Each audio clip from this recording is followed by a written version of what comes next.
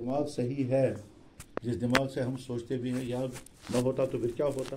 यह है आम मिसाल।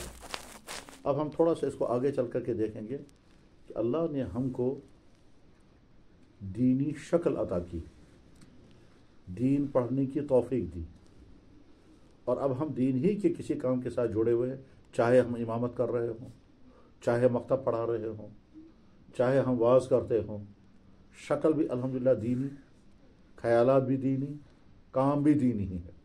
अगर ये न होता तो क्या होता। इंसान अपनी आंखों का भी इस्तेमाल करता है, करेगा। जब तक इंसान जागा हुआ है अपनी आंख का इस्तेमाल करना ही करना है। जब इंसान जागा हुआ है तो अपनी ज़बान से कुछ न कुछ बोलना ही है, अपने कानों से कुछ न कुछ सुनना ही है, अपने दिमाग से कुछ न कुछ बहरहाल सोचना है। टांगें कहीं न कहीं के लिए चलेंगी, हाथों से कुछ न कुछ करना है, क्योंकि अल्लाह ने ये सारे आज़ाद दिए हैं और ये काम करेंगे। लेकिन उससे बड़ा खुशकिस्मत कौन है कि जिसकी ज़ुबान दीन बोले, जिसकी आंखें दीन देखे, जिसके कान दीन ही सुने, जिसकी सोच दीन हो, जिसकी फ़िक्र भी दीन ही हो। खुशियाँ उसे मिले तो दीन की वजह से। मसलन आपने देखा मस्जिद में लोग नमाज़ पढ़ने नहीं आ रहे थे, आपने इमामत शुरू की, फिर आपकी वजह से चंद महल्ले वाले आ गए, वो आपकी इज़्ज़त करने लग गए, आपके ज़रिए से वो नमाज के साथ जुड़ गए, तो आपका बोलना, आपका वहाँ रहना उनके लिए हिदायत का ज़रिया बना। ठीक, कहीं और होते कुछ न कुछ देखते, कुछ न कुछ बोलते, कुछ न कुछ सोचते, और आपका ये सोचना जो है उनके दीन के साथ जुड़ने का ज़रिया बना। तो हम सब एक ही बरादरी के लोग हैं। कौन सी बरादरी हमारी है? अल्लाह के नबी अलैहिस्सलाम का इरशाद है, मेरी उम्मत के दो तबके ऐसे हैं कि अगर उनके अंदर सुधार होगा तो उम्मत के अंदर सुधार आएगा, और अगर उनके अंदर बिगाड़ होगा तो उम्मत के अंदर बिगाड़ आएगा। उन दो तबकों में से एक तबका है उलमा का।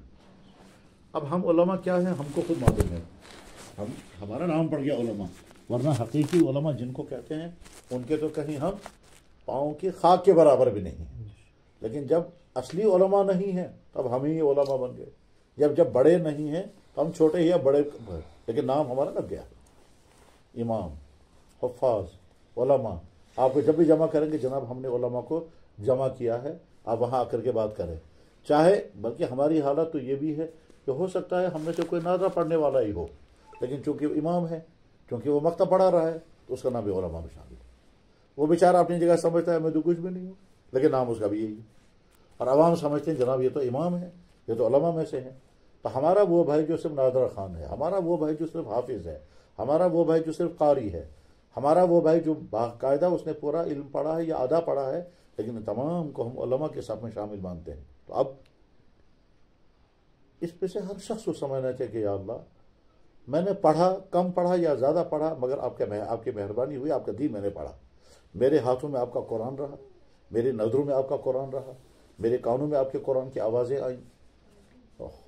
जिस तबके को अल्लाह के नबी ने फरमाया बेहतरीन तबका, खैरुकुम मन तअल्लमल कुरान व अल्लमहु, या अल्लाह हम उसमें शामिल है। अगरचे हमारे अंदर वो सिफात तो नहीं है, लेकिन है वो शामिल, क्योंकि खैरुकुम मन तअल्लमल कुरान व अल्लमहु, तो मैं सबसे बेहतर इंसान वो है जो कुरान पढ़े और पढ़ाए।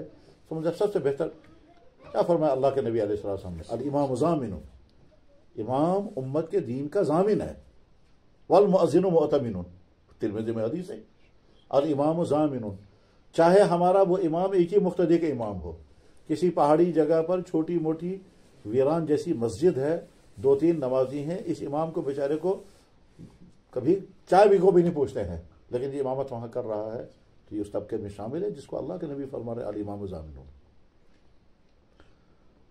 ये सारी बात का खुलासा क्या है? हमें से हर शख्स को शुक्र पढ़ना चाहिए कि या अल्लाह, हमारी आँख, हमारा देखने वाली आँख, सुनने वाला हमारा कान, सोचने वाला हमारा दिमाग, बोलने वाली हमारी ज़ुबान, चलने वाली हमारी टांगें और हमारी सरगम सब आपके दीन के लिए है।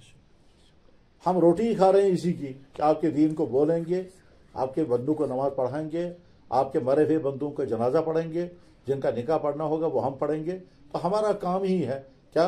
दीन की बुनियाद पर निकाह पढ़ना, जनाजे पढ़ना, ताज़ियत करना, तकरीर करना, वाज करना, जुमे पढ़ाना, ईदैन की नमाजें पढ़ाना, मकतब पढ़ाना, बच्चों को पढ़ाना, यही हमारा। मान लीजिए हमें से कोई बहुत ज़हीन होता, بہت اچھی تعلیم پڑھی ہوتی، اسکول میں ٹیچر ہوتا، اور آگے یونیورسٹی میں پروفیسر ہوتا، تو کیا پڑھاتا وہ؟ ظاہر ہے اسکول میں پڑھاتا D O G, dog, C A T, cat. اس کے مقابلے میں ہم پڑھا رہے ہیں اول کلمہ طیب لا الہ الا، کجا یہ اور کجا وہ، اس کی تو حقیقت ہی نہیں ہے اس کے سامنے.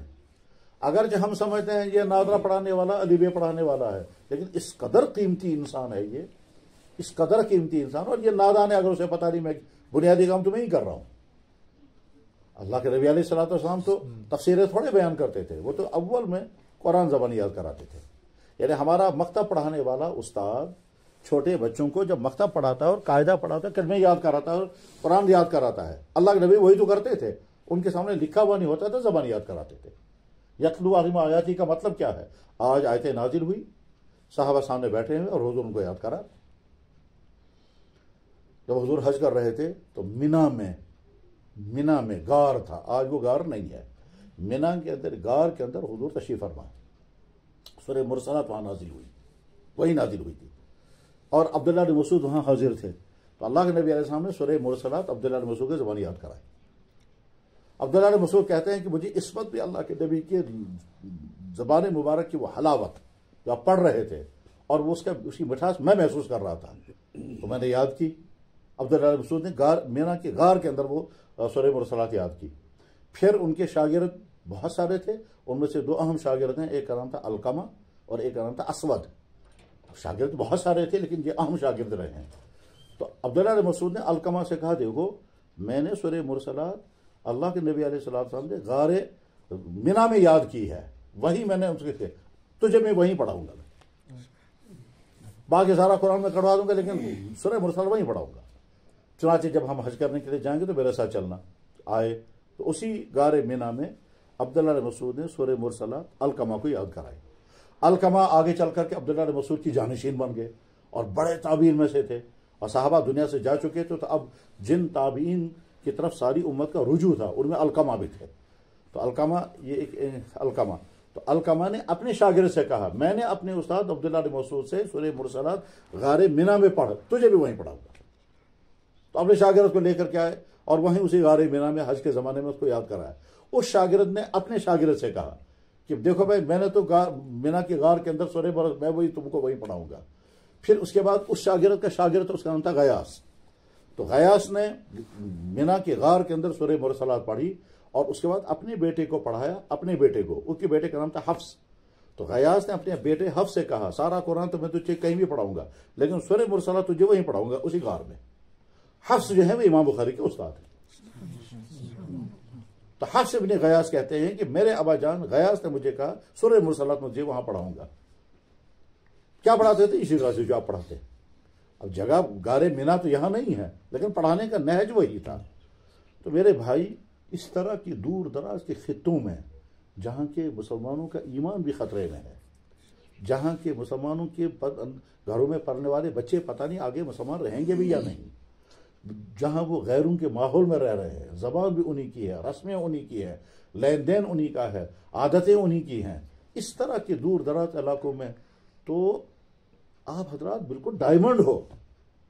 آپ ہی کے سہارے سے اس طرح کے علاقوں میں لوگوں کے کلمے یاد رہیں گے، ان کے جنازے صحیح ہوں گے، وہ مسلمان رہیں گے، ان کے نمازیں صحیح ہوں گی، ان کی مسجدیں آباد ہوں گی، اور اس دور دراز کے خطے میں آپ ہی کے دم خم سے اللہ اکبر کے نعرے بلند ہوں گے، ورنہ تو سارا کفرستان بنے گا. یہ تو اس کفرستان میں، اس شرکستان میں اگر ایمان کی شمع ہیں وہ آپ حضرات کے ذریعے سے روشن ہے.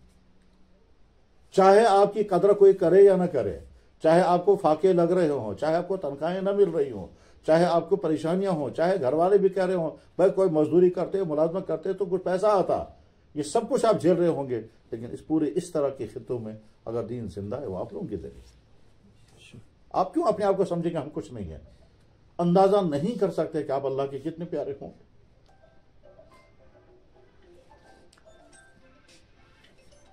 ہم جیسے بہت سارے وہ لوگ جو شہروں میں رہتے ہیں اور لوگ ان کے اپنی آنکھوں پہ بٹھاتے ہیں، قسم قسم کے کھانے کھلاتے ہیں، اصرار کر کے کھلاتے ہیں، ٹھیک، لیکن ان کے مقابلے میں آپ بہت قیمتی ہو.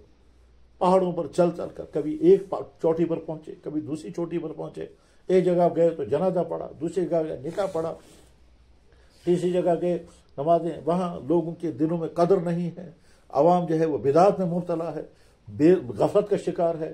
وہ آپ کو بعض لوگ حقارت کے نظروں سے دیکھتے ہوں گے، بعض کہیں گے ان کو کوئی کام ہی نہیں ہے، بعض جو ہیں وہ گھسیٹیں گے اپنی طرف، بعض غلط تانے لگائیں گے، کچھ کہیں گے یہ وہابی ہیں، کچھ کہیں گے یہ گستاخ ہے، کچھ کہیں گے کیا ہیں. ان تمام مشکلات کو جھیل جھیل کر کے آپ اس خطے میں اس طرح کے علاقوں میں دین کو زندہ کیے ہوئے ہیں. نہیں اندازہ کیا جا سکتا کہ اللہ کے ہاں آپ کا مقام کتنا ہوگا اور اللہ کے نبی کے ہاں آپ کتنے پیارے ہوں گے. وفات ہونے کے بعد تو تذکرہ کرنے میں کوئی حرج نہیں ہے. مفتی فیض الوحید رحمہ اللہ تعالیٰ نے مجھ سے بھی فرمایا تھا کہ پنجاب کے جن علاقوں میں اسلام مٹ چکا ہے، اب بے شمار لوگ مرتد ہو گئے ہیں، مسلمان عورتیں بوڑھی ہو گئی ہیں سکھوں کے گھروں میں، ٹھیک، اس علاقے میں کا سفر کریں گے اور ہر جگہ جا کر کے پھر ان کو دوبارہ زندہ کرنے کی کوشش کریں گے.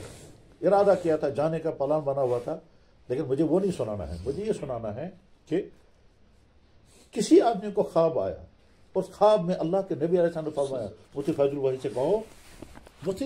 سے کہو وہ جدید الفسانی کے خطے میں جا کر کے ناظرہ اور حفظ قرآن کی درسگاہیں قائم کریں. اور جس آدمی نے خواب دیکھا تو اس کو میں جانتا ہوں.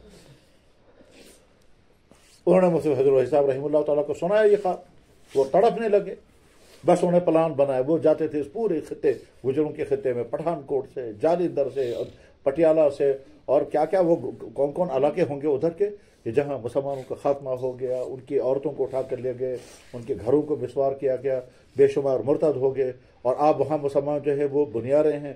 بعضوں کی شکلیں بھی اب ختم ہو گئی ہیں، بعضوں کے بس نام ہیں اور آگے کچھ بھی نہیں بچا. اس خطے میں ظاہر ہے اللہ کے نبی اللہ حیات ہیں، اللہ کے نبی حیات ہیں. اور حیات کے نتیجے میں اب یہاں کی بات تو نہیں ہے وہ، لیکن میں سمجھانے کے لیے بات عرض کرتا ہوں کہ کشمیر میں اسلام پہنچا ہے شاہ ہمدان کے ذریعے سے. یہ جو شاہ ہمدان تھے ان کا نام تھا میر سید علی ہمدانی. ہمدان ایران کا ایک شہر ہے، وہیں وہ پیدا ہوئے، اس ان کو شاہ ہمدان کہتے ہیں. نام تھا ان کا علی، سادات میں سے تھے، علی نام ہے، سادات میں سے. تو میر سید علی ہمدانی بہت زبردست صاحب علم شخص تھے، وہ اونچے خاندان کے تھے، تو علم بھی بہت تھا، تقویٰ بھی بہت تھا، خاندان بہت اونچے درجے کا تھا. تب دیکھیے کیسے ہوا ہے. خواب میں جناب رسول اکرم صلی اللہ علیہ وسلم تشریف لائے، فرمایا علی تجھے اگر کچھ بننا ہے تو فلاں بزرگ کے پاس جاؤ. ادھر سے اس شخص کے خواب میں اللہ کے نبی علیہ السلام تشریف لائے، فرمایا میرے خاندان کے بچہ تمہارے پاس آئے گا، اس کو ٹھیک طرح سے تربیت کرنا ہے. اب وہ بزرگ انتظار میں ہے یہ کون سا بچہ آئے گا. یہاں سے ان کو فرمایا کہ تم وہاں پہنچو، لیکن اس کا سمجھ میں نہیں آ رہا میں کہاں جاؤں گا. محمود ان کا نام تھا، محمود خواجہ شرف الدین محمود مزدکان. ٹھیک، یا پوچھ رہے ہیں، کبھی ایک سے پوچھتے ہیں یہ محمود مزدکانی کون ہے اور کہاں ہے. بہرحال معلوم ہوتے ہوتے کسی ان کے رشتے دار نے انہیں بتایا کہ وہ فلانے علاقے میں ہے، تو چل پڑے. جب یہ چل پڑے ہیں تو وہاں ان کو پھر خواب میں آگے حضور فرمایا وہ آنے والا ہے، بچہ میرا آنے والا ہے، کیونکہ وہ سادات میں سے تھے. تو بہرحال وہ کھڑے انتظار کرتے رہے یہاں تک کہ شاہ ہمدان چھوٹا بچہ پہنچ گیا. اب انہوں نے محبت بھی کی، اکرام بھی کیا، احترام بھی کیا، سر پر بھی بٹھایا. شاگرد بھی ہے تو پڑھانا بھی ہے، تربیت بھی کرنی ہے اور احترام بھی کرنا ہے. احترام اس لیے کرنا ہے کہ اتنے اونچے مقام سے حکم آیا ہے، تربیت کرنی ہے لہذا استاد بھی ہیں. تب بیک وقت وہ ساری چیزیں ہیں، یہ استاد بھی ہیں، خادم بھی ہیں، مربی بھی ہیں، شفقت کرنے والے بھی ہیں، میزبان بھی ہیں. تو وہ سوچتے تھے میں کیا کیا، میزبان ہونے کا تقاضا ہے کہ مجھے اپنی آنکھیں ان کے سامنے بچانی ہے، استاد ہونے کا تقاضا ہے کہ ضرورت پڑے گا تو تھپڑ بھی مارنا. بہرحال تو سال ہر سال تک اس کی تربیت کی. تو اب یہ لڑکا جو ہے وہ ڈائمنڈ بن گیا، جوہر بن گیا. آگے وہاں سے واپس پہنچے اپنے خطے میں، وہاں ان کو کچھ طرح طرح کی مسائل پیش آ گئے، پریشانیاں ہوئی، لیکن بہرحال کامل بن چکے تھے. یہ شاہ ہمدان کہتے ہیں کہ میں ایک دن مراقبہ کر رہا تھا. مراقبہ ایک عمل ہے جو بزرگوں کے یہاں ہوتا ہے، اس میں مراقبے ہوتے ہیں، مراقبہ موت، مراقبہ نعمت، مراقبہ معیت، ٹھیک، وغیرہ. تو ان مراقبے میں بیٹھے ہوئے تھے تو اس میں گنودی طاری ہو گئی، ایک قسم کی نیند چڑھ گئی. یہ نیند جو ہے یہ کچھ عجیب قسم کی نیند ہوا کرتی ہے، ٹھیک. اور آپ کو بھی تجربہ ہوا ہو، اس کا خیال نہیں آیا ہوگا لیکن تجربہ ہوا ہوگا. میں بھی مثال بتاتا ہوں.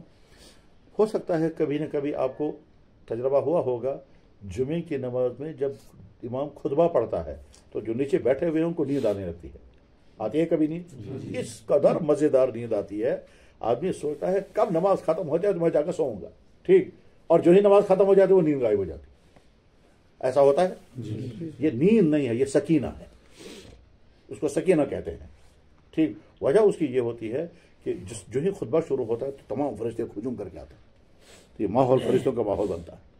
پھر جس کی روح بہت صاف شفاف ہوتی ہے، اس کی روح فرشتوں کے ماحول سے اثر قبول کرتی ہے تو نیند چڑھتی ہے.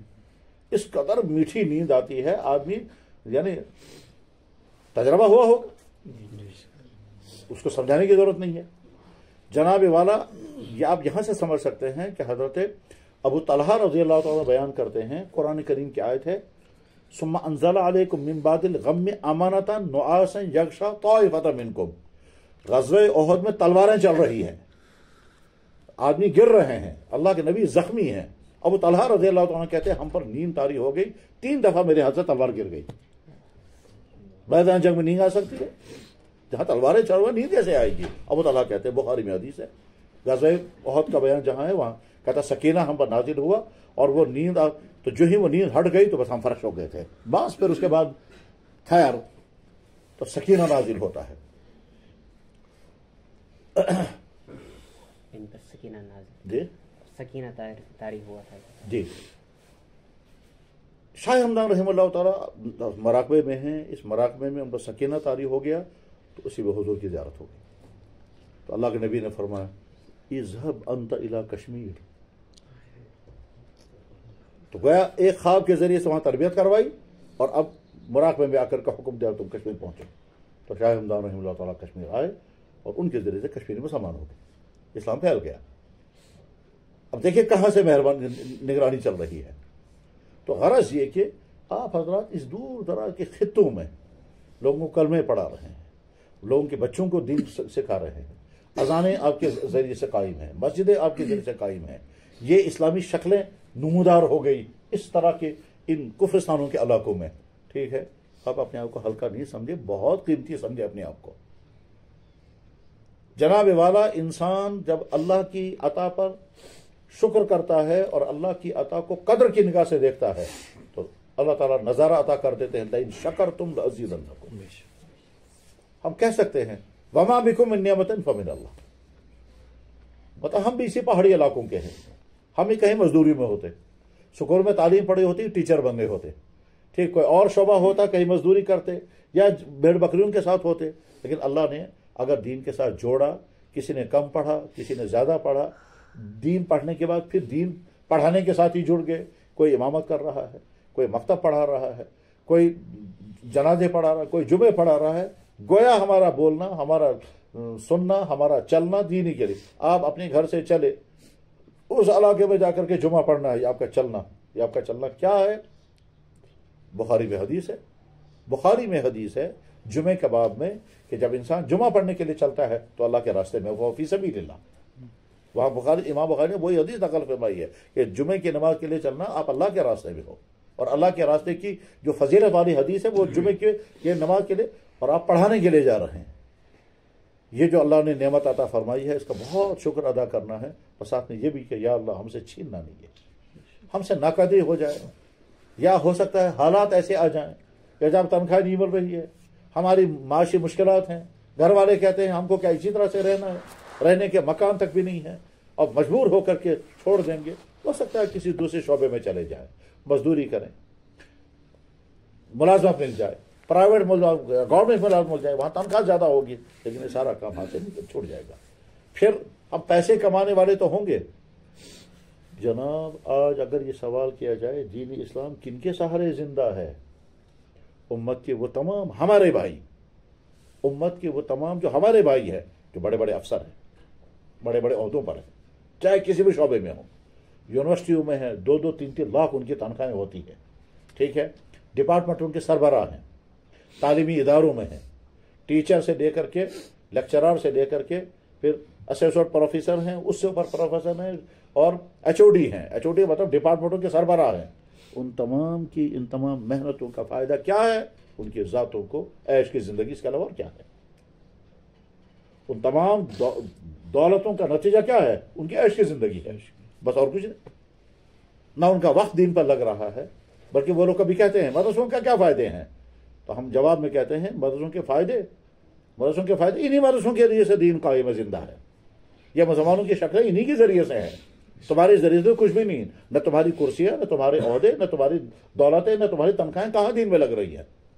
انہی کے ذریعے سے یہ کلمہ زندہ ہے. انہی کے ذریعے سے نمازیں قائم ہیں. انہی کے ذریعے سے مسجدیں آباد ہیں. انہی کے ذریعے سے نکاح پڑھے جا رہے ہیں. انہی کے ذریعے سے لوگوں کو دین بات سنائی جا رہی ہے. تو سب سے قیمتی طبقہ تو یہی ہے. ہم فخر کے ساتھ، اطمینان کے ساتھ کہیں گے العلماء ورثۃ الانبیاء. ہم نبیوں کے وارث ہیں، اور نبیوں کا کام تھا امت کو دین پر کھڑا کرنا، چاہے ان کو کتنی مشکلات آتی تھی، مگر ان کا کام تو امت کو دین پر. وہ وراثت اللہ نے ہم کو دی. اس لیے فخر کے ساتھ، ذمہ داری کے ساتھ اور شکر کے ساتھ اس کی قدر کرنی ہے، اور اس کے بعد دیکھنا ہے ہمارے اندر اگر کچھ کمیاں ہیں وہ کمیاں ہم دور کریں گے. علم کی کمی ہو، مسائل جاننے کی کمی ہو، قرات صحیح نہ ہو، قرآن کم یاد ہو، صورتیں زیادہ یاد کریں گے، بیان کرنا نہ آتا ہو تو سیکھیں گے، اچھے سے اچھا بیان کریں گے. ٹھیک اسی طرح سے جو چیزیں نہیں آتی ہیں ہم کو سیکھیں گے. نکاح پڑھیں گے، آپ نکاح پڑھنا سیکھنا ہے. جنازہ پڑھیں گے، جنازہ پڑھنا سیکھنا ہے.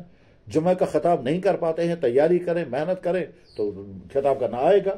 جناب والا وہ بھی ہمارا امام ہوتا ہے، پہلے دن 5 منٹ کھڑے ہونے کے لیے ڈرتا ہے. ٹھیک، اور ایک وقت آتا ہے 2.5 گھنٹے بیان کرتا ہے. میرے جاننے والوں میں ایک ہیں صرف حافظ ہے، وہاں سے نگر بھی امام بن گئے. کہنے لگے جی میں کیا کروں گا وہاں؟ میں نے کہا سب کچھ کرو گے.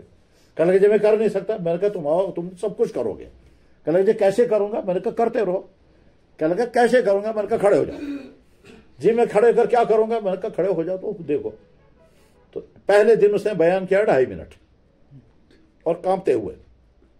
آج وہ 2.5 گھنٹے بیان کرتا ہے اور وہ حافظ ہے. مجھے میں نے کہا یہی مسجد ہے نا 2.5 منٹ کھڑا ہوا تھا تو؟ کہنے لگا جی. میں نے کہا شب برات میں کتنی دیر آج بیان کیا؟ کہنے لگا 2.5 گھنٹے. میں نے کہا یاد رکھنا وہ 2.5 منٹ اور 2.5 گھنٹے. غرض یہ کہ انسان محنت کر کے کہیں سے کہیں پہنچتا ہے.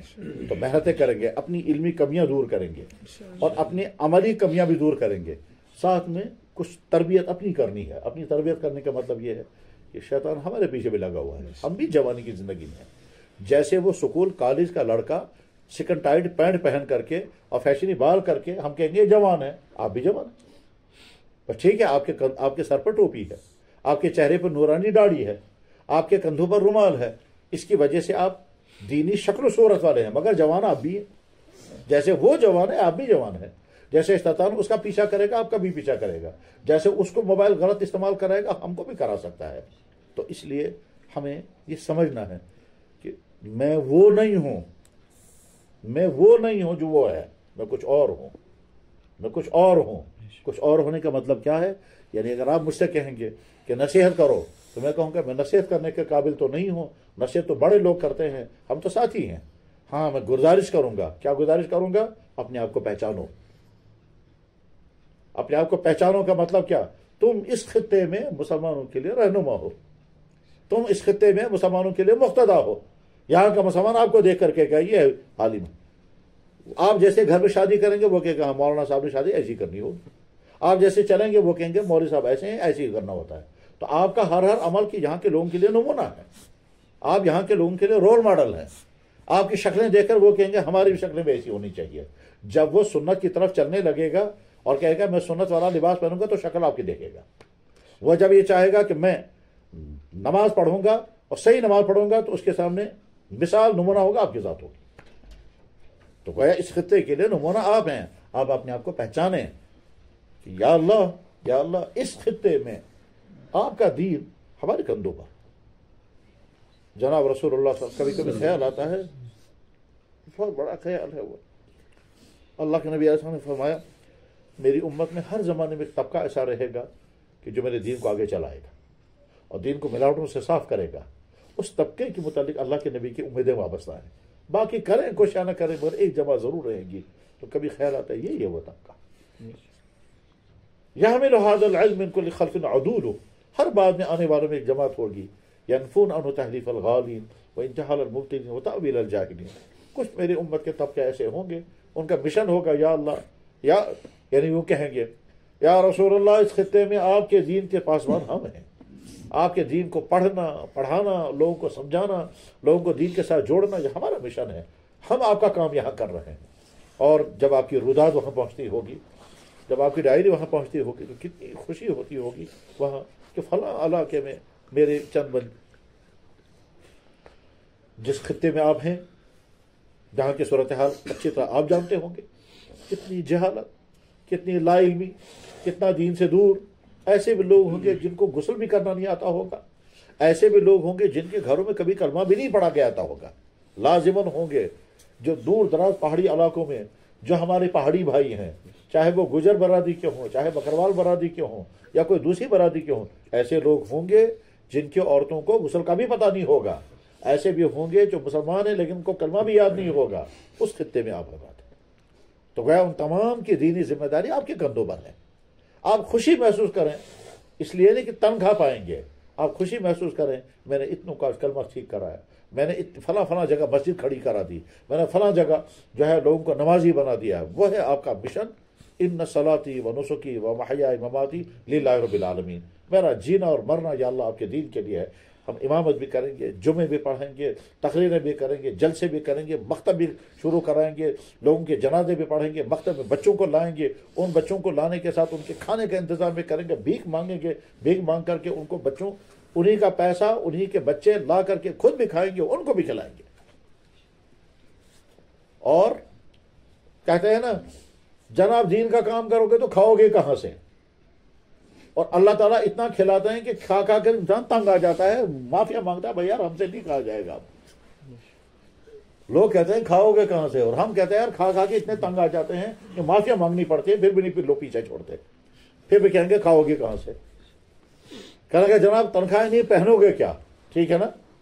اگر سوال یہ کیا جائے گا سب سے کم تنخواہیں کن کی ہیں، جواب ہے آج کے اماموں کی، آج کے مکتب کے پڑھانے والوں کی. ٹھیک ہے نا.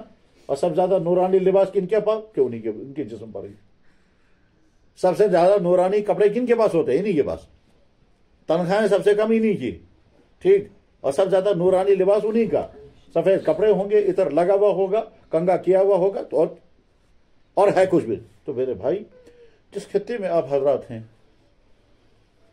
آپ کی جب رودادیں پہنچتی ہوں گی اللہ کے ہاں، اور آپ کی سرگرمیوں کی رودادیں پہنچتی ہوں گی اللہ کے نبی کے بارگاہ میں، نہ جانے کتنی خوشی ہوتی ہوگی. ابھی تقریباً 1.5-2 مہینے پہلے میرے پاس ایک نوجوان لڑکا آیا، اور وہ چونکہ بہت زیادہ نیک ہے، بہت زیادہ درود شریف پڑھتا ہے، مطلب تقریباً روزانہ 10-15 ہزار درود شریف پڑھنے کو اسے معمول ہے، اس لیے بکثرت اس کو زیارت ہوتی رہتی ہے. زیارت ہو تو ایک دن اس نے کہا کہ میں خواب میں پہنچ گیا مدینہ شریف، پھر وہاں اعلان ہو گیا کہ کچھ خاص لوگوں کو اندر بلایا جا رہا ہے، تو اس میں سے مجھے بھی اندر لے گئے. تو میں نے دیکھا اندر جناب رسول اللہ صلی اللہ علیہ وسلم بہت زیادہ غمزدہ ہیں. تو میں نے نزدیک جا کر پوچھا حضرت آپ کیوں اتنے غمزدہ ہیں؟ تو آپ نے فرمایا کشمیر کے لڑکوں اور لڑکیوں کے حالات سن کر مجھے بہت دکھ ہے. وہ آپ کو سمجھ میں نہیں آئے گا کیونکہ آپ نے وہ منظر نہیں دیکھے ہیں کشمیر کے لڑکوں اور لڑکیوں کا کتنا برا حال ہے. وہ سمجھ میں آئے گا ڈانس ہالوں میں، وہ سمجھ میں آئے گا کوچنگ سینٹروں میں، وہ سمجھ میں آئے گا وہاں جہاں یہ لڑکے اور لڑکے پڑھنے کے لیے باہر گئے ہیں، وہاں ان کی بری حالت سمجھ میں آ جائے گی. وہاں کیا کیا وہ کر رہے ہیں اور کن کن برائیوں میں مبتلا ہیں. تو جب وہاں کی روداد وہاں پہنچتی ہے اور اللہ کے نبی علیہ السلام کبھی خوش ہوتے ہیں کبھی غمزدہ ہوتے ہیں، تو آپ ان دور دراز پہاڑی علاقوں میں آپ کی محنتوں کی روداد وہاں پہنچتی ہوگی. آپ میرے بھائی اندازہ نہیں کر سکتے ہیں کہ آپ کی عظمت کتنی ہوگی. وہاں مشکلات آئیں گی. کیوں؟ یہ خطہ غریبوں کا خطہ ہے، یہاں کمائی کی سورس نہیں ہے، بیچارے سیدھے سادے لوگ ہیں، کوٹھوں میں رہنے والے ہیں، ان کے پاس آمدنی کے ذرائع نہیں ہیں، زمینوں سے بھی زیادہ فصل نہیں نکلتی، جانور ان کے پاس ہوں گے اکا دکا، کچھ بکریاں کچھ گائے. ٹھیک ہے. مزدوریاں کر کر کے یہاں کے لوگ اپنا پیٹ پالتے ہوں گے، وہ آپ کی مالی مدد نہیں کر پائیں گے، آپ اونچی تنخواہیں آپ کو نہیں دے سکیں گے. ٹھیک ہے. ادھر سے دین سے دوری ہے. آج کا دور وہ ہے کہ آدمی فضولیات پر لاکھوں خرچ کرنے کو تیار ہے، دین کو نہیں دے گا. ماحول اس وقت کا یہ ہے کہ ایک آدمی اگر اس کا پیسہ ہوگا وہ اپنے بچے کو کسی سکول میں پڑھائے گا، ہزاروں فیس دینے کو تیار ہوگا، اور اسی بچے کو اگر کسی مولانا کے پاس بھیجے گا دین پڑھنے کے لیے 20 روپے دینے کو تیار نہیں ہوگا. ماحول یہ ہے اس وقت کا. اس صورتحال کے اندر آپ کی ضروریات پوری نہیں ہوں گی، مشکلات آئیں گی، مالی مشکلات. اس وقت اپنے آپ کو تسلی دینی ہے کہ ہم تو وارث ہیں جناب رسول اکرم صلی اللہ علیہ وسلم. ہمارے پاس آسائشوں والا مکان نہیں، ہمارے پاس قسم قسم کے گھر میں کھانے کے انتظام نہیں، ہمارے بیوی بچوں کو مزے کے کھانے نہیں ملتے ہوں گے، ہمارے گھر کے اندر وہ تمام فصولیات نہیں ہے جو دائیں بائیں ہیں، لیکن چونکہ ہم ایک مشن چلا رہے ہیں، اور وہ مشن کون سا ہے؟ اللہ کے نبی کا مشن. ہم یہ سمجھیں گے کہ اللہ کے نبی کے گھر میں چٹائی بھی نہیں تھی. اللہ کے نبی ساری زندگی مٹی پر بیٹھے ہیں. مجھے بھی یاد آتا ہے کہ ہم اپنے بچپن میں مٹی پہ بیٹھتے تھے، چٹائی نہیں ہوتی تھی. یا ہو سکتا ہے یہاں آپ نے دیکھا ہوگا پہلے زمانے میں گھروں کے اندر بوری پر بیٹھتے تھے، یا ساسان سنگج، وہ گول چٹائی جیسی ہوتی تھی، بس اس کے علاوہ باقی جو ہے وہ مٹی کا ہوتا تھا. ٹھیک ایسے بھی گھر ہوتے تھے جن کے پاس وہ بھی نہیں ہوتی تھی، دینی جلا کر کے روشنی کرتے تھے. آج بھی ہوتا ہوگا اوپر پہاڑی علاقوں میں. ٹھیک ہے، مجھے یاد ہے جب ہمارے گاؤں میں ٹارچ آئی تو سارے لوگ دیکھنے کے لیے آئے ٹارچ ہے کیا چیز، یہ کیا چیز ہوتی ہے. ٹھیک، کیونکہ وہاں اور کوئی لائٹ کا انتظام نہیں تھا. آج بھی نہ جانے کن کن جگہوں پر کیسی. اس ایسے خطے میں آپ کو تنخواہ کون دے گا؟ تمہاری مشکلات کا سامنا آپ کو کرنا پڑے گا. ٹھیک ہے، اس وقت اپنے آپ کو تسلی دے، یا اللہ میں کسی شہر میں پہنچتا، وہاں جا کر امامت کرتا، ہو سکتا ہے وہاں مجھے نہ جانے کتنی آسانیاں ملتی. ٹھیک ہے، ہو سکتا ہے کسی شہر میں جا کر امامت کرتا اور میری امامت اچھی ہوتی تو کوئی مجھے گاڑی بھی دیتا، کوئی واضح مکان بنا کے بھی دیتے، یہ بھی ہو سکتا تھا. مگر اس خطے میں میرے ذریعے سے آپ کے بندوں کو جو دین مل رہا ہے وہ نہیں ملتا. ہم جس دور میں ہیں اس دور کا ایک پہلو اور بھی ہے اور وہ بہت خطرناک ہے. وہ خطرناک پہلو یہ ہے کہ یہاں کی نئی نسل، مسلمانوں کی نئی نسل، اس کا مسلمان رہنا بہت مشکل ہے. وجہ سکولوں میں جو تعلیم ہے اس میں سارا کفر ہے، سارا سلیبس جو ہے وہ کفر کا سلیبس ہے، اور ہمارا مسلمان ٹیچر وہ پڑھائے گا. اب یہ بچہ جو سکول کی تعلیم پڑھ رہا ہے وہاں بھی دین نہیں ہے، وہاں کفر ہی ہے، شرک ہے، دیومالائی کہانیاں ہیں، مورتیوں کے تذکرے ہیں. ٹھیک ہے، اور ہو سکتا ہے رام کتھائیں بھی ہوں گی وہاں، اور وہ پڑھے گا. ہمارا بچہ ٹیچر پڑھا رہا ہوگا، گھر میں بھی اس کو کلمہ پڑھانے والا کوئی نہیں، وہاں سکول میں بھی نہیں رہا، تو بچنے کی شکل کیا ہے اس کی؟ ہو سکتا ہے آگے چل کر کے بچہ کیا کہے گا؟ جناب میرا نام عبد الکریم، میرا نام فضل کریم، میرا نام ہے محمد دین، بس اس طرح، اس کے علاوہ اور کچھ نہیں ہوگا اس کے پاس. بس دو چیزیں ہوں گی، نام ہوگا مسلمان جیسا اور ختنہ ہوگا، اس کے علاوہ کچھ نہیں ہوگا اس کے پاس. اور ان کے پاس اگر دین بچ سکتا ہے تو آپ کے ذریعے سے، آپ کے مقصدوں کے ذریعے سے. اس لیے لوگوں کے گھروں میں دامن پھیلا کر کے کہیں بھائی صاحب مہربانی کرو یہ اپنا بچہ مجھے دے دو 10 منٹ کے لیے، 15 منٹ کے لیے، کم سے کم اس کو کلمہ تو میں یاد کراؤں گا، کم سے کم اس کو مکتب کی تعلیم تو پڑھوں گا، کل کو کم سے کم تجھے جنازہ تو پڑے گا یہ. اور اس میں یہ بھی ذہن میں رکھنا ہے کہ لوگوں میں جہالت ہے، بدعات ہیں، دین سے دوریاں ہیں. کچھ لوگ آپ کو خام خواہ آپ سے نفرت کریں گے، کچھ لوگ خام خواہ آپ کو کہیں گے یہ گستاخ کے رسول ہیں، کچھ لوگ خام خواہ آپ کہیں گے کیا صاحب یہ نیا دین شروع کرتے ہیں. آپ کو وہ تانے دیں گے جو آپ ہے ہی نہیں،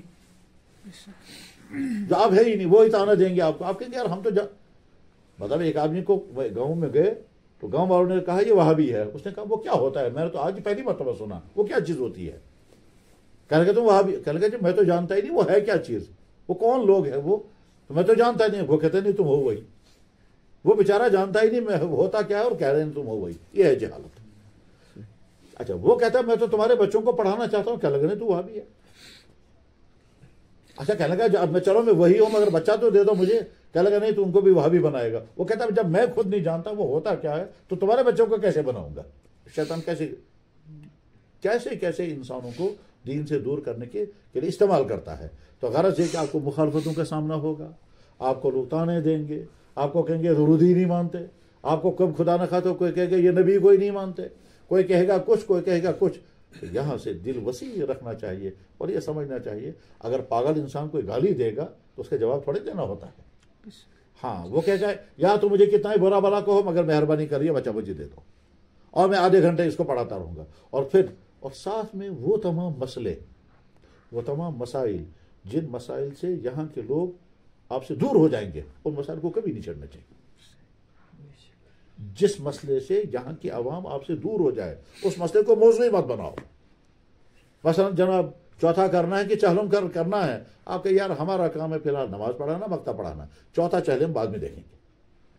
اچھا چوتھا چہلم میں مثال بتاتا ہوں. حضرت مولانا عطا اللہ شاہ بخاری بہت عظیم الشان شخصیت تھے اور اللہ کے مقبول بندوں میں سے تھے، ہمارے بزرگوں میں سے تھے. حضرت مولانا انور شاہ صاحب رحمہ اللہ عنہ ان کو امیر شریعت کا اعلان کرایا تھا، ان کے ہاتھ پہ بیعت کی تھی لاہور میں. मौलाना अनवर शाह साहब ने मौलाना अताउल्लाह शाह बुखारी को 500 उलमा के मौजूद में कहा, मैं ऐलान करता हूँ अताउल्लाह शाह बुखारी अमीर शरीयत है। खैर उसकी लंबी तारीख है, वो मुझे वो नहीं सुनानी है। मौलाना अताउल्लाह शाह बुखारी एक बिदअतों के इलाके में गए, बहुत लंबी तकरीर की। बहुत लंबी तकरीर करने के बाद फिर लोगों ने मशवरा किया, इस हम पूछेंगे मुर्दे सुनते हैं या नहीं। अगर ये कहेगा सुनते हैं तो फिर तो ये हम इसकी बात मानेंगे, अगर ये कहेगा नहीं सुनते हैं फिर ये वहाबी है। ठीक, आ गया पूरा वफद। कहेंगे जनाब आप हम ये बताओ मुर्दे सुनते हैं या नहीं। तो हजरत ने सोचा अगर मैं कहूँगा सुनते हैं, ठीक है, तो ये कब्रों में सजदे करने लगेंगे, तो इसलिए वो पूछ रहे थे। अगर मैं कहूँगा नहीं सुनते हैं तो बाद में ये मेरी बातें नहीं सुनेंगे। तो हजरत सोच में पड़ गया अब क्या करूँगा मैं। और ऐसा मरहला कभी आता है। जनाब रसूलुल्लाह सल्लल्लाहु अलैहि वसल्लम की खिदमत में एक शख्स ने जब इस्लाम कबूल किया, इसका नाम था हकीम। ज़माने कुफ्र में उसने बहुत सारे नेक काम किए थे, ज़माने कुफ्र में उसने बहुत सारे नेक काम किए थे। अब वो मुसलमान हो गया तो उसने हुजूर से अर्ज़ किया, या रसूलुल्लाह सल्लल्लाहु अलैहि वसल्लम, कुफ्र के ज़माने में मैंने जो बहुत सारे नेक काम किए हैं उनका मुझे सवाब मिलेगा। अब अगर अल्लाह के नबी अलैहि सलाम फरमाएंगे नहीं मिलेगा तो उसका दिल टूट जाएगा कि ये दीन वो दीन है जो मुझे उन नेकियों का सवाब नहीं दे रहा जो नेकियां मैंने की हैं। उसने गुलाम आज़ाद किए थे, जिंदा दरगोर होने वाली बच्चियों को बचाया था, गरीबों को खाने खिलाए थे, तकरीबन 100 गुलाम उसने आज़ाद किए थे, जिनको बच्चों को जिंदा ज़मीन में गाड़ देते तो उनको निकाल करके वो पालता था और शादियां करा देता था। तो वो सोचता था मैंने इतने सारे नेक काम किए हैं और अल्लाह के नबी फरमाने कोई सवाब नहीं मिलेगा तो दिल शिकनी होगी, और अगर फरमाएंगे जरूर मिलेगा तो मगर ईमान था ही नहीं तो सवाब कैसे मिलेगा। तो ना ये जवाब दे सकते हैं ना वो जवाब दे सकते हैं, है ना मुश्किल। तो उसने जब पूछा या रसूल अल्लाह मैंने कुफ्र के ज़माने में जो नेक काम किए हैं उनका सवाब मुझे मिलेगा। तो अल्लाह के नबी वसल्लम की हिकमत देखिए क्या है। अल्लाह के नबी ने फरमाया वो जो ज़माने कुफ्र में तुमने बहुत सारे नेक काम किए हैं उसके बदले में अल्लाह ने तुमको बहुत नवाजा, तुमको इस्लाम की दौलत मिल गई। अब फरमाया असलमता अलामा असलफता, ये 2 लफ्ज इस्तेमाल हुए, बुखारी में है ये। तुमको तो इस्लाम दिया ही अल्लाह ने उस नेक कामों के बदले में। वो खुश हो गया, कहने का बात सही है। तो मौलाना अताउल्लाह शाह बुखारी से लोग पूछ रहे हैं हजरत मुर्दे सुनते हैं। तो हजरत सोचा अगर कहूँगा सुनते हैं तो ये कब्रों में सजदे करेंगे, अगर कहूँगा नहीं सुनते हैं तो ये मेरे खिलाफ हो जाएंगे, तो मैं जिस मिशन के लिए आया वो मिशन होगा नहीं फिर। तो कहने लगे भाई मैं तो जिंदों को सुना सुना के थक गया, ये नहीं सुधरते, तुम मुर्दों की बात करते हो। पहले मैं जिंदों को तो सुना लूं, ये तो किसी रास्ते पर खड़े हो जाए, बाद में मुर्दों की बात करेंगे। बस टाल दिया, ना हाँ कहा ना कहा। गरज ये कि बड़ी हिकमतों की जरूरत है मेरे भाई। आप जिस गांव में हैं वहां आपने मौजू उठाया, कोई चहलुम नहीं, कोई चौथा नहीं होगा, कोई इसाले सवाब नहीं होगा, जानवर नहीं मारा जाएगा, और वह लोग आपसे दूर चले गए। उन्होंने कहा ये तो मानते ही नहीं। उसके बाद ना आपकी बात सुनेंगे ना बच्चों को आपके पास भेजेंगे। आपने बहुत बड़ा नुकसान कर दिया। इसके मुकाबले में आप छोड़ दो इन मसलों को। वो अवाम जो जहालत और बिदअत की वजह से किसी मसले में फंसी हुई है उसको मत छोड़ो, ठीक, पहले बेस बनाए। जनाब इवाना वो तो नमाज नहीं पढ़ रहे हैं, आपको चहलुम की फिक्र है। चहलुम मिटाना ज्यादा अहम मसला है या उनको नमाजी बनाना ज्यादा अहम मसला है? चहलुम ये जो है 15वां या बिदात की बुनियाद पर जो अमाल किए जाते हैं वो ज्यादा बड़ा मुनकर है, या जो घरों में शराबी पी जा रही हैं, जो बदकारियां हो रही हैं, जो नौजवान लड़के और लड़के गलत ताल्लुकात में हैं, ठीक है, उनको मिटाना ज्यादा अहम मसला है। तो हमारा फोकस सारा होना चाहिए दीन की बुनियादों पर, फराइज जिंदा हो जाएं, हराम कामों से लोग बच जाएं और दीन के साथ लोग जुड़ जाएं और शक्लें इस्लामी बन जाएं और जो है आदात इस्लामी बन जाए। हमारा फोकस इस पर है, वो चंद छोटी मोटी बातें उस पर नहीं है। हमारे एक आलिम पढ़कर के आए,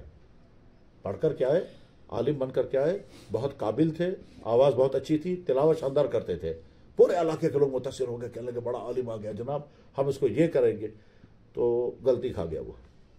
ईद के दिन उससे पूछा गया जनाब आप हमें ये बताओ कि ये जो आदमी मर जाता है 3 दिन तक उसके कब्र पर जाना होता है, ये जाना चाहिए? उन्होंने कहा बिदअत है ये, हरगिज़ मत जाओ, बिदअत है ये, हरगिज़ मत जाओ। उन्होंने कहा हम तो सदियों से करते आ रहे हैं, तू ही बिदअती है। ठीक, बस ईद के से पहले उसने तकरीर में कहा ये सब बिदअत है कुछ में। ईद के बाद उन्होंने मशवरा किया कि खबरदार इसको यहाँ इस शहर में रहने मत देना। निकल गया, सारी सलाहियतें बर्बाद हो गई। ساری صلاحیت سے کوئی فائدہ اٹھا، آج تک وہ اپنے گاؤں میں پھر نہیں جا سکا. جب بھی جاتا ہے لوگ کہتے ہیں یہ بگڑا ہوا ہے. تو شیطان نے ایک ہی بٹکور لگایا اور کہاں سے کہاں پہنچا دیا. تو بہت سنبھل کر کے چلیں، ٹھیک ہے. لوگوں کو اپنے سے قریب کریں. جب آپ سے قریب ہو جائیں گے، آپ سے نفرتیں کریں گے، ان کو اپنے سے قریب کریں. جب آپ سے قریب ہو جائیں گے، اور قریب کرنے کے لیے ضروری ہے کہ وہ تمام وہ مسائل جو مسائل ان کی زندگی کا حصہ بنے ہوئے ہیں اور جہالت کی بنیاد پر وہ کر رہے ہیں، جب تک ان کے ذہنوں میں یہ بات نہیں آئے گی کہ یہ غلط ہے، تب تک اس کو چھیڑنا ہی نہیں چاہیے. تب تک وہ چھیڑنا ہی نہیں چاہیے. ہمارے علماء میں سے ایک مولانا ہے، ابھی زندہ ہیں. ان کے گاؤں میں بڑی بدعتیں ہوتی تھی. وہ دیوبند سے آئے، ہفتوں میں تھے یا دورے میں تھے، پہنچ گئے گاؤں میں. وہاں گاؤں کے باہر کوئی مزار تھا، وہاں وہ دھاگے باندھے ہوئے تھے. وہ آئے اور آگ لگا دی. اب وہ جھاڑیاں بھی جل گئی، وہ بھی جناب جو ہی گاؤں والوں کو پتا چلا وہ ڈنڈے لے کر آ گئے. اور ڈنڈے لے کر آگے مولانا صاحب کا اپنے گھر بھی نہیں جانے دیا. اور اسی وقت وہاں سے نکلے تو پہنچ گئے پھر دیوبند. حضرت مفتی محمود صاحب نور اللہ برکاتہ وہاں تھے. یہ جا کر کے السلام علیکم. حضرت نے فرمایا خیریت ہے؟ وعلیکم السلام. تم تو گھر گئے تھے. کہنے لگے جی حضرت گیا تھا. کہا پھر کیا ہوا؟ کہنے لگا وہاں تو گاؤں والے ڈنڈے لے کر آگے مجھے. فرمایا کیوں؟ کہنے لگے جی میں نے یہ کیا تھا. حضرت نے فرمایا تو بھیڑیا ہے کیا؟ کہنے لگا حضرت میں نے کیا کیا؟ کہنے لگے بھیڑیا یہ کام کرتا. تجھے کس نے کہا تھا وہ ان کو آگ لگانا؟ وہ تو پہلے لوگوں کو اپنے سے قریب کرو. پھر حضرت نے عجیب جملہ فرمایا. کہتے ہیں اپنے آپ کو لوگوں کی نظروں میں اتنا قابل اعتماد بناؤ کہ وہ اپنے عقیدے سے زیادہ تم کو اہمیت دینے لگیں. تب جب تم بات کہو گے تب وہ چھوڑے گا. جس چیز کو ساری زندگی دین سمجھ کر رہا ہے، آپ کی ایک تقریر سے وہ کیسے چھوڑ دے گا اسے؟ ہم کوئی کام کر رہے ہیں دین سمجھ کر، ٹھیک ہے نا. آج اگر کوئی آدمی اگر ہمیں کہے گا یہ غلط ہے تو ہم چھوڑ دیں گے. تو ایسے ہی وہ بیچارہ سیدھا سادہ آدمی ساری زندگی کام کر رہے ہیں دین سمجھ کر. تو دین سمجھ کر وہ کہتے ہیں جناب ہماری مشکلات حل ہوتی ہیں فلانے بزرگ کے قبر پر ہم کو دھاگا باندھنا ہے پھر اولاد ملے گی، دھاگا باندھنا ہے پھر بیمار ٹھیک ہوگا. وہ تو دین سمجھ کر رہا ہے. ہم کھڑ سے جا کر کہیں گے کچھ نہیں ہوگا، وہ کہیں گے یہی غلط ہے، بزرگ تو ہمارا بزرگ ہے. تو جب تک وہ اس خیر پر نہیں آئے گا، جناب والا جو وہ خیر پر آئے گا وہ خود بخود چھوڑ دے گا. وہ خود بخود چھوڑ دے گا. ہمارے علاقے میں ایک بدعت ہوا کرتی تھی، اب وہ شاید ختم ہو گئی. وہ کیا ہے، ایک خاص دن آتا تھا اور پھول جمع کر کے قبروں پر ڈالتے تھے. اچھا تم روہن پوش خبر یا بھائی شاہ کن کی شاہ کوئی نہیں. ہاں تو یہاں نہیں ہے. ادھر ہمارے ڈوڈا کشتواڑ کے کچھ علاقوں میں روہن پوش اسے کہتے تھے. ہمارے والد بڑے شوق سے کرتے تھے. وہ کہ جناب ایک خاص دن آئے گا، اس دن وہ حلوے بنیں گے گھر میں، پھر انڈے ونڈے بھی لاتے تھے، اس کے بعد پھر پھول جمع کرتے تھے، پھر جا کر قبروں پر ڈالتے تھے اور کہتے تھے یہ سارے قبر والے انتظار میں رہتے ہیں کب آئے گا وہ دن اور ہماری قبروں پر پھول ڈالے جائیں گے. پھر گھر آ کر کے ہم حلوے کھاتے تھے خود ہی. ٹھیک ہے بس. ایک مولانا صاحب آئے. اس مولانا صاحب نے سمجھدار تھے، انہوں نے نہیں کہا یہ غلط ہے، یہ نہیں کہا غلط ہے یہ. انہوں نے کہا اپنا بچہ مجھے دے دو، اس کو دیوبند لے جاؤں گا میں. انہوں نے کہا لے جاؤ. چلا گیا میں دیوبند. میں دیوبند سے پڑھ کر کے آ گیا تو خود بخود ہمارے سامنے چھوڑ دیا اس کو. کسی نے نہیں کہا ان کو کہ غلط ہے. کہا وہ انہیں ایک دفعہ دیوبند کا سفر کیا، واپس آئے تو جا کر اچھا دیوبند کا قبرستان جب دیکھا، مزار قاسمی، ٹھیک مزار قاسمی کے انوارات ہیں جناب. واپس آ کر کے کہنے لگا کچھ نہیں ہوتا، یہ روہن پوش پورے گاؤں سے ختم کرتے خود. اگر وہ پہلے دن آ کر مولانا صاحب نے کہا تھا یہ غلط ہے تو والد صاحب اڑ جاتے، اور جب اڑ جاتے تو اور زیادہ پختگی کے ساتھ کرتے ہیں. غرض یہ کہ بڑی حکمتوں کے ساتھ آپ کو کام کرنا ہوگا. عقل مند انسان وہ ہے کہ جو بڑے خیر کی وجہ سے چھوٹے شر کو زبان پر نہ لائے تاکہ وہ بڑا خیر مجھے حاصل ہو جائے. آپ کسی علاقے کے دین کے مقتدا بن جائیں گے، اس وقت تک آپ مت بولیں ان تمام مسئلوں کو جن مسئلوں کی وجہ سے لوگ آپ سے متنفر ہو جائیں گے اور آپ کے نزدیک نہیں آئیں گے. بہرحال یہ منتشر باتیں آپ حضرات کی خدمت میں جو اللہ تعالیٰ ذہن میں ڈالی. ہاں بہت شکر پڑیں. آپ کے ذریعے سے اس علاقے میں نمازیں ہیں، اذانیں ہیں، مکتب ہیں، جنازے ہیں، سنت زندہ ہوگی، اور آپ ہی لوگوں کے ذریعے سے گھروں کی بدعت ختم ہوگی. آپ ہی ہر لوگوں کے ذریعے سے مستورات میں دین پہنچے گا، نئی نسل دیندار بنے گی. اور اس کے لیے بڑی حکمتوں کی ضرورت ہے. زیادہ سے زیادہ لوگوں کو اپنے سے قریب کریں. قریب کرنے کے طریقے بھی عجیب ہیں، میں بتاتا ہوں. فرض کیجئے ایک آدمی کے گھر میں کوئی بیمار ہے اور وہ آپ سے دور ہے، آپ کے مسلک سے دور ہے. آپ مسلک کو بالکل مت چھوڑو. جو ہی وہ ملے گا آپ اسے کہیے یار سنا آپ کے یہاں کوئی بیمار ہے؟ ہاں ہاں جی بیمار ہے. کہنے لگا میں آؤں گا وہاں ضرور. آپ چلے گئے, اس کو دم کیا, پانی پڑھ کر کے دیا, دعائے شفا مانگی, ٹھیک, ان کو تسلی دی. تسلی دینے کے بعد اس کی جو نفرت ہے وہ کم ہو جائے گی. اس کے بعد دوسرے دن پوچھا بھائی بیمار کا کیا حال ہے, ٹھیک, وہ کہہ گیا جی ٹھیک ہے بھائی میں پھر آؤں گا, میں بچے لے کر کے آؤں گا, تھوڑا وہاں ہم آیات پڑھیں گے, پھر اس کے لیے دعائے شفا کریں گے, وہ اور ٹھنڈا ہو. پھر 2-4 مرتبہ جب آپ یہ کہیں گے نا, اس کی نفرت کم ہو جائے گی. پھر خدا نہ خواستہ اگر وہ بیمار زیادہ نازک ہو گیا, بار بار اس کے پاس گئے, اس کو تسلیاں دی, اس کو اس کے لیے دعائے شفا کی. بعد میں شفا اللہ نے دینی ہوگی تو دے گا, نہیں دینی ہوگی تو لے جائے گا, لیکن اس کے دل میں آپ کی قدر آ جائے گی. اب وہ وفات پا گیا, وفات پانے کے بعد اب سب سے پہلے آپ پہنچے, بھائی میں تعزیت کرتا ہوں, تمہارے یہاں وفات ہو گئی ہے, میں دعائے مغفرت بھی کرتا ہوں, تعزیت بھی کرتا ہوں, ان کے بچوں کی ہمدردی کرنا. پھر 2-4 مرتبہ جو ہی آپ جائیں گے نا تو جناب اس کی نفرت ختم ہو جائے گی اور آپ کا ہمدرد بن جائے گا. طے ہے یہ, حکمتیں اپنانی چاہیے. اللہ کے نبی اللہ کے نبی کی عجیب عجیب حکمتیں ہوتی تھی, اپنے حیران ہو جاتی ہیں. جناب رسول اللہ صلی اللہ علیہ وسلم کو ایک علاقے میں وہ بھیجنا ہے صحابی خط لے کر, تو سوچتے رہے کس صحابی کو بھیجوں گا میں, کوئی ایسا صحابی بھیجوں میں کہ وہاں کے لوگ اس صحابی کو دیکھ کر ہی متاثر ہو جانے چاہیے. تو اب انتخاب کرنا ہے. چنانچہ ایک علاقے میں ویسا صحابی بھیجا کہ وہ دیکھتے ہی متاثر ہو گئے. اس کا نام تھا دہیہ کلبی. وہ سب سے زیادہ حسین تھے, بہت زیادہ خوبصورت, اتنے زیادہ خوبصورت تھے کہ جب وہ کافر تھے تو جس گلی سے نکلتے تھے گھروں سے عورتیں نکلتی تھی دیکھنے کے لیے کتنا خوبصورت ہے. اور دہیہ کلبی ہی کی شکل میں حضرت جبریل لاتے تھے, اتنے خوبصورت تھے وہ. دہیہ کلبی کو حضور نے بھیجا انگریزوں میں, تم خوبصورت ہو, دیکھو کہ ہمارا کتنا خوبصورت ہے. چنانچہ وہ گئے اور جیسے بولنا جانتے تھے وہ عجیب. تو ہراقل کے دربار میں کھڑے ہو کر کے اعلان کیا انہوں نے, میں اس نبی کی طرف سے خط لے کر آیا ہوں جس نبی کا اعلان تمہارے نبی نے کیا ہے. تو سارے چوکنا ہو گیا, ہمارے نبی نے کون سے نبی کا اعلان کیا؟ اور چوکنا ہو کر کے توجہ ہو کر, میں اس نبی کی طرف سے آیا ہوں جس نبی کا ہونے کا اعلان تمہارے نبی نے کیا ہے. تو سارے متوجہ ہو گئے, ہمارے نبی نے کون سے نبی کا اعلان, کیونکہ اپنے نبی کو تو انکار نہیں کر سکتے. اس کے بعد انہوں نے کہا تم عیسیٰ علیہ السلام کو ماننے والے ہو, عیسیٰ علیہ السلام نے اعلان کیا میرے بعد ایک نبی آئے گا, اس نبی کی طرف سے میں آیا ہوں, اس نبی کا نام احمد ہے, یہ ہے خط. تمام متوجہ ہو گئے. حبشہ اللہ کے نبی علیہ السلام کو کسی آدمی کو بھیجنا تھا, تو کس کو بھیجیں گے؟ سوچتے رہے, آپ نے عجیب انتخاب کیا. حبشے کا بادشاہ نجاشی تھا, اس کو ایک مرتبہ ملک میں حالات خراب ہو گئے, وہ بھاگ گیا وہاں سے. تو جان بچانے کے لیے قبیلے کے ہاں چھپ گیا اور مہینوں یا سالوں وہاں چھپا رہا. اس کے بعد واپس گیا تو پھر حبشے پر قبضہ کر لیا. ٹھیک ہے, اللہ کے نبی نے اسی خاندان کا آدمی تیار کیا, تم خط لے کر کے جاؤ گے, تاکہ جو ہی وہ تمہیں دیکھے گا تو اس کے ذہن میں آئے گا یہ وہ خاندان ہے جس خاندان نے مجھے پناہ دی تھی. ٹھیک, جو ہی وہ صحابی گئے تو ایک دم کھڑا ہو گیا, کہنے لگا آپ آئے ہیں, تم کو پتا ہے تمہارے خاندان نے مجھے سہارا دیا تھا اور اتنے مہینوں تک مجھے اپنے گھر میں چھپایا تھا, کیا حکم ہے؟ کہ میں حضور کا خط لے کر آیا ہوں. اب اگر اسے خط نہیں بھی لانا تھا, لیکن آدمی ایسا بھیجا حضور نے, اس کا نام تھا عمرو بن امیہ زمری رضی اللہ تعالیٰ عنہ. اس کے بعد پھر اس نجاشی نے جب خط لکھا تو لیا, پڑھا, آنکھوں سے لگایا, پھر جواب لکھا تھا, کاش میں آپ اسلام قبول کرتا ہوں, آپ کو نبی مانتا ہوں, میں کوشش کروں گا آپ کی خدمت میں حاضر ہو جاؤں گا, اور اگر میں آپ کی خدمت میں حاضر ہو گیا تو آپ کے نالین مبارک کو بوسا دوں. وَقَبِّلَنَّ عَلَيْكَ, آپ یعنی یہ تو ہمت نہیں کر سکتا کہ آپ کے پیشانی کو یا آپ کے ہاتھوں کو بوسا دوں گا, آپ کے نالین مبارک کو بوسا دوں گا. لَقَبِّلَنَّ عَلَيْكَ, آپ کے نالین مبارک کو تقبیل کروں گا, بوسا دوں گا. تو غرض ہے کہ حکمتوں کے ساتھ کام کرنا ہے, اور اس حکمتوں کے ساتھ کام کرنے کے نتیجے میں پھر قبولیت بھی آئے گی, مقبولیت آئے گی, اور جب لوگوں کے دلوں میں آپ کی محبت آئے گی پھر دیکھیں گے آپ کیسے آپ اپنی آنکھوں میں بٹھائیں گے. بس انہی منتشر باتوں کے ساتھ یہ مجلس ختم کرتے ہیں. دعا کریں, اور دعا میں اپنے لیے بھی, اس پورے علاقے کے لیے بھی.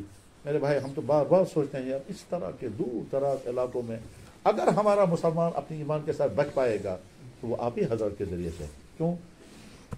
جو علماء بڑے بڑے علماء ہیں وہ آ نہیں سکیں گے, آئیں گے تھوڑی سی بات کر کے پھر واپس جائیں گے.